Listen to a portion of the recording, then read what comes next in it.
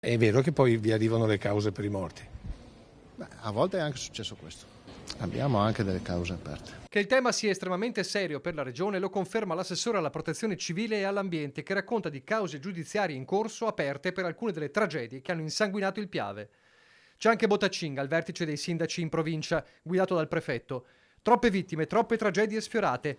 Nasce un tavolo permanente che si riunirà già mercoledì prossimo. Si parte da 2 elementi chiave: massiccia campagna social e non solo per informare del pericolo e nuovi cartelli. Nell'immediato delle campagne informative attraverso i siti delle amministrazioni i social, e nel frattempo andiamo anche a valutare e studiare i nuovi cartelli che dovranno essere apposti. Nuovi cartelli dunque più attuali e multilingue. Il sindaco di Spresiano va oltre e propone una soluzione shock alla Gentilini. C'è un linguaggio universale che va anche oltre il linguaggio e le lingue, che è proprio quello delle immagini forti. Credo che forse un teschio, ecco, apposto su questi cartelli potrebbe essere molto più efficace rispetto a un messaggio, ecco.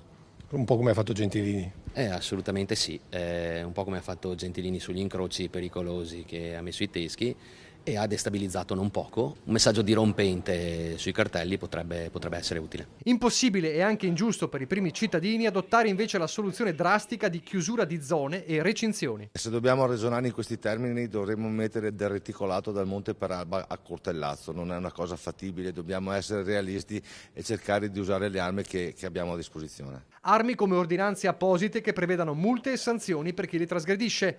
Tema che verrà messo sul tavolo la prossima settimana. Lo dobbiamo verificare per approfondire tutti gli aspetti giuridici.